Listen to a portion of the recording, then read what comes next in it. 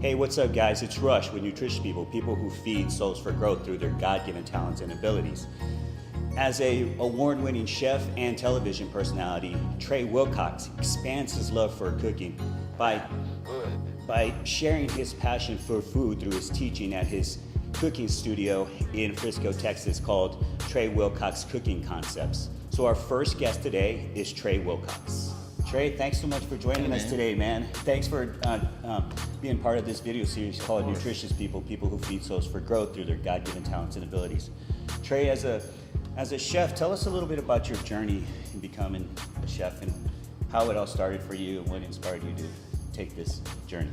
Well, a lot of it was just kind of a path of money at first, you know. I grew up in a small city, Duncanville, Texas, and I wanted to make some cash.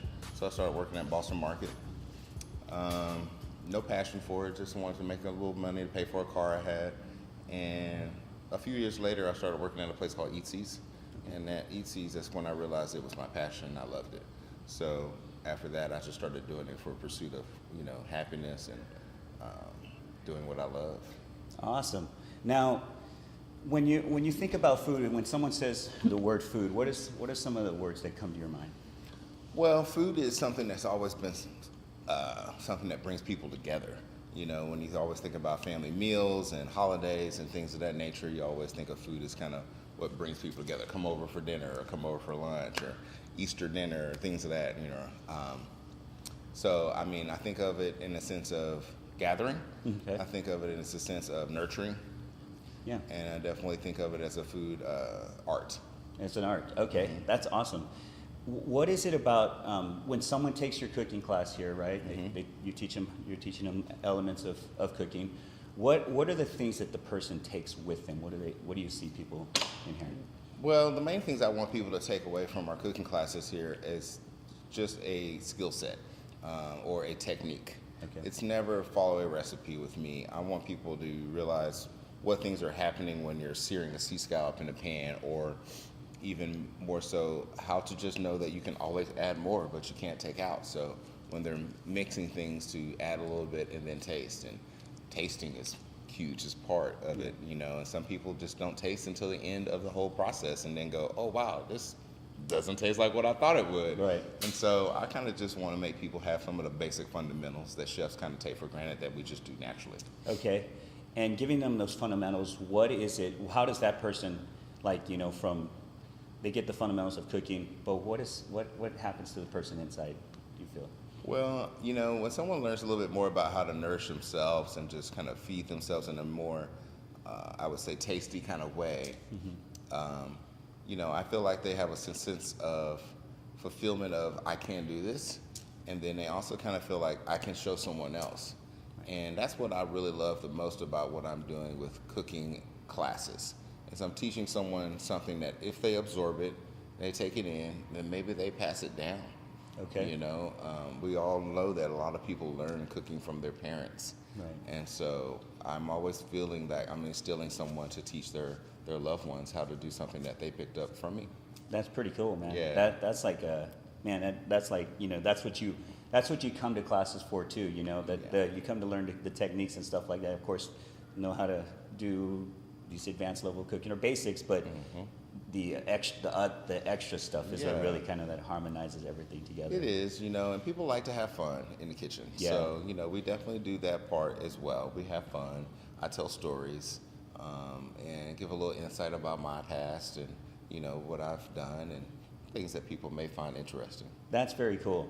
Well, mentioning that, nutritious people are about people who feed souls for growth and through their God-given talents and abilities.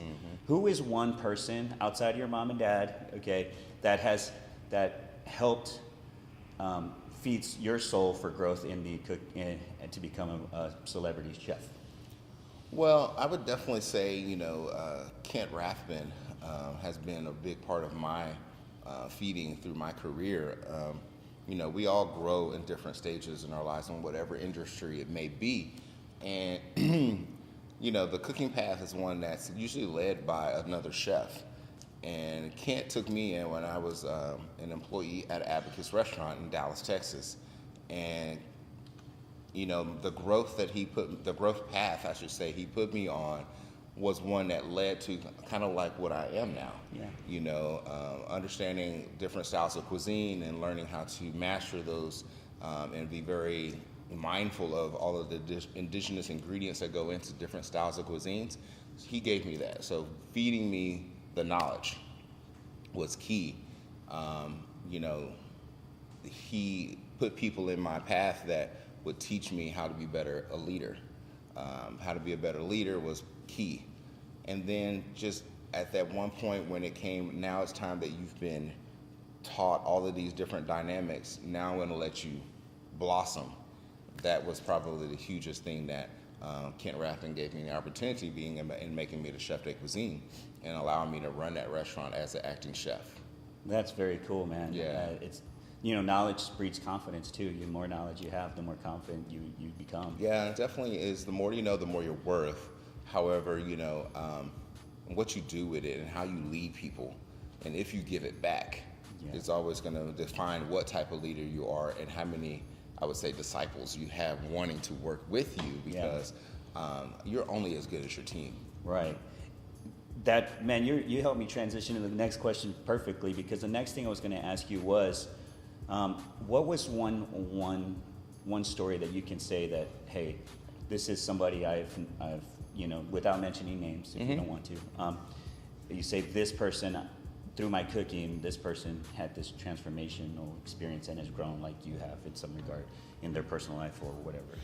Or they had an experience that really kind of stood out with you, like attending your class or your teaching. Well, I don't know. As far as the classes and people learning how to do more things at home, I really wouldn't know what they do with the things I teach them when they go home and be. I do run into people again to say that they, use that technique that I've taught them, how to sear scallops or, roasting something. However, in the chef industry, I've told a lot of my staff and my friends that worked with me that, I want to leave a legacy in the sense of teaching people things that they carry on and become great people. A huge part of my crew that was my team at Marquee Grill and Highland Park Village have all gone off to do different things in different various industries of cooking. Some are chefs at children's hospitals, and others are working at French restaurants, and they all have taken different paths, but I feel like and what the bulk of these guys have learned is that they just saw what a really good leader can do and the drive that I've had, and to just go out and emulate that in whatever path they have chose. Okay. And that's what I feel like my legacy is really, I want it to be. It's just to instill the drive. Motivation is great, but motivation comes and goes. Right. But drive, you can wake up with every day, and you can absolutely go off and accomplish what you want every day. That's so cool, man. I like that story. I think you're right. You see these people evolve into their own little spaces. They work at children's hospitals and they become a chef at it. It's like everyone has a space and a purpose if they really search for it, and they have that drive to go pursue it.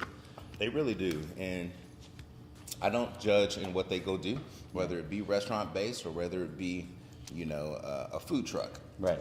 I just want them to find their passion and go after it, and realize that that's always what's made me happy. Mm-hmm. That's always what's made me be that person that shows up to wherever restaurant I'm a chef of, or even my own business now at Trey Cooking Concept, and just be that happy, outgoing, and want to give back kind of person. Right.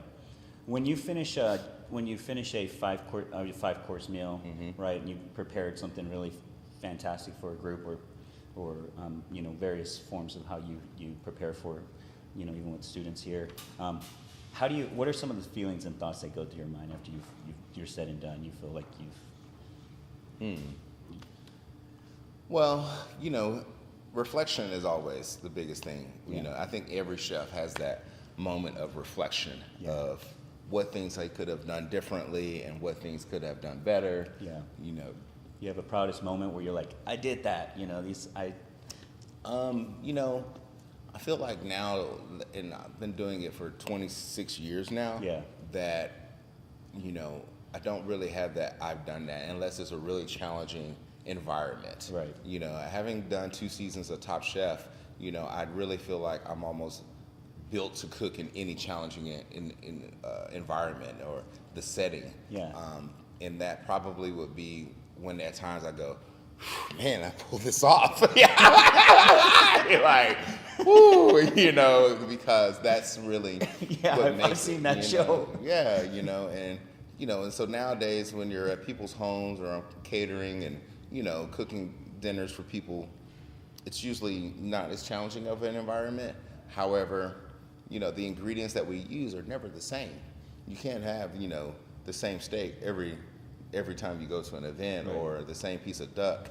And, the meats and the vegetables, they always are different. That's how nature puts it out there. Right. And so whether or not, one day I cooked a piece of duck and it came out perfect medium rare, and another day it came out a little on the medium side, I probably would reflect on those details, because Right. chefs are very detail oriented, and we're probably the harshest critic on ourselves. Okay. So Okay. that's usually what I usually reflect on after these type of meals. And then I'm always reflecting on the energy of the diners, the people who are eating it, Yeah. and the food has a way of, making a movement or in your mind and in your attitude of happiness. You're eating good food, you're with good friends, you have good wine.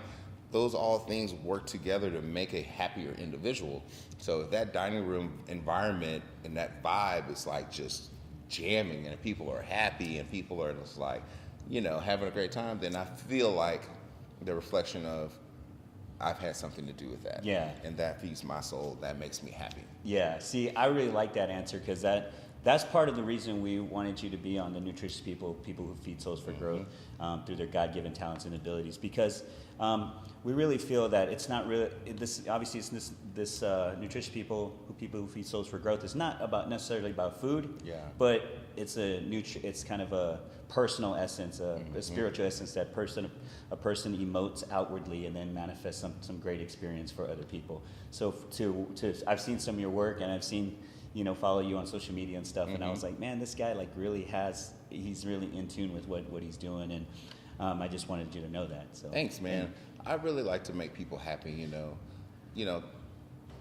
Sometimes chefs don't realize that the role that we sometimes play, or I say that we really are playing, is we're servants. Yeah. And God was a servant. Yeah. And so I feel like that passion and that drive that I have to do this, it's really meant for something very meaningful. Yeah. And so when you sit back and reflect on that and really feel that in your heart and in your soul, you'll go out with the energy that makes people say, hey man, this is gonna be a good time. Yeah. And they don't even know. I mean, I show up in a t-shirt. Sometimes people don't even know if I'm the chef. Like, hey, where's the guy in the chef coat? It's like, it's me. I mean, it's me. You know what I mean? Yeah. 'Cause they're just like, oh, I thought you were gonna wear a chef coat. I don't need a chef coat to show you that I'm gonna make an awesome meal for you. Yeah. And give some great energy and feed your soul. Awesome. I love that, man. Okay, 2 more questions. Yeah. What does it take to be a good chef? A great chef, let's say. Well, I always have said that the best chefs always stay great cooks. Okay. Because chefs, we give direction, we run kitchens, but the best chefs always stay great cooks, meaning that we cook food. And no matter what level you go up into in the chef world, if someone didn't show up, or if you had to cover because someone cut themselves or burned themselves, then you as a chef have to step into a cook role. And that's key. Because I feel like, I still have, burns on my fingers, burns on my arms, because I, one, love it, but I also know that my skill set of staying a great cook is going to keep me one of the best chefs. Nice. Being able to just, have a sense of using all of your senses. My training and my ability in the kitchen is using all of my sight, my smell, my hearing, and so that I don't have to see everything. And I do that a lot here in my own business now, is that I just hear things and I know that certain things are happening. Okay. And that comes from just using all my senses. 3, I'm very in tune with my team. I'm not very simple-minded. Well, I won't say that. I'm not self-centered. Okay. I'm very all about my team and adapting to my team and making sure I connect with my team and knowing what's going on in their life. Because as I've said before, you're only as good as your team. So I'm very in tune with my team, and I very much connect with them because they are only going to make me look better and the brand look better. I believe in chefs needing to stay, in good shape. We always have this analogy of chefs should be in great shape because they're always around food. I'm sorry, the opposite of that. People say that you're a chef, so you always around food, so you're probably going to be overweight. When we're around good food, we can cook whatever we wanted, though. Yeah. And so I feel like, chefs have to be able to, put their mask on first. We are people, like I said, we're servants. We go out, we make food, we run teams that serve, maybe your restaurant's doing 80 people, maybe it's doing 800 people. But putting your mask on first is so key for a chef because we spend our time giving. But when you put your mask on first, meaning wake up early, get a workout in, whether it's be 30 minutes or 45 minutes, cardio, have a meal, maybe don't put any poison in your body, being, cigarettes, alcohol, drugs, and then go off into it. If you listen to what they say on planes, if you get on a plane and take off, they're going to tell you if something happens in an emergency, put your mask on first and then help others. And I think a lot of chefs skip over that. Yeah, wow, okay. You know what I mean? So I'm a big believer in that. That doesn't mean I'm being selfish. That means I can't take care of anyone if I haven't taken care of me. And then I would say my fourth one is just have balance. Right. Because I've come from a past of being the chef who was all about the restaurant. And, it happens a lot. It is a very demanding career. But if I hadn't built a balance in my life, then I know that my daughter, I wouldn't have a relationship with. I wouldn't be able to steer her life in the direction that would be a positive one, and her graduating and about to go to college, and and having that, because though I'm passionate about cooking, I have to remain true to what I am. I'm a dad. Yeah, wow. And dads are needed in all of their kids' life, girl or boys. Right. And husbands are needed in their relationships. Or females needing to be there as a wife. So the balance is key. Yeah, man, that's like an amazing piece of advice for chefs and people in general in different types of careers too. I really like the analogy you put about the mask. I didn't know where you were going with the mask, and then you talked about being on a flight, and that really kind of resonated with me. Mm-hmm. It's true. You got to put your mask on first. You got to love yourself first, and that'll it makes a big outward difference. Yeah. It really does. Okay, so how can people? Why should people come to your class and come to schedule with you? And then how can they get a hold of you? Well, at Trade Cooking Concepts, we do offer couples cooking classes. I think about 70% of what I do here is actually corporate team building. Okay. The kitchen stadium back here behind us, it's set up for teams to come and be challenged in a team building activity called the CHOP Cooking Competition. Wow. So, corporate America is usually very challenging, very competitive, and they are in this area of pretty thick of where I'm located here on Preston and headquarters. And, bringing your team in and splitting them up into teams and giving them mystery baskets of ingredients and telling them to work together to create dishes to beat their competitors. There's no other better form of team building. Yeah. The classes are very fun here, the couples cooking classes. I'm very busy on the catering side too, though. We have a full commercial kitchen in the back. We're doing caterings right out the back door constantly. Like you said, in a 5-course dinner, I'm at people's homes cooking elaborate meals for them because it's becoming very popular. Why go to a restaurant when you can stay in your own home, invite your friends, and drink your own wine without the markup? Yeah. But everything here under one roof, this venue is used very much so for parties as well too. Okay. But TreyWilcox.com is where all my information is at. There's no Y, it's just TRE. My website has a ton of information, and you're obviously going to be able to get in contact with us through email. The event space is on its 3rd year, so we crossed over our 3-year anniversary 2 weeks ago, and we're not going anywhere for another 7. Man, it's a real blessing to sit down and talk to you, and expand on getting to know you better through this process, you know. And Yeah. I always say, like, we take an introspective approach on how we interview people. We grow when we listen, and we listen. I grow as a person too. So as people are listening, they'll grow as well. So it's an honor to sit down with you and talk to you and hear your mind. And like I said, nutritious people who feed souls for growth. Yeah. And you are one of them for sure, hands down. And I want to thank you for taking the time to sit down with us. Congratulations on everything you're doing. Thank man. you. I appreciate it. Thank you for having me. Thank you.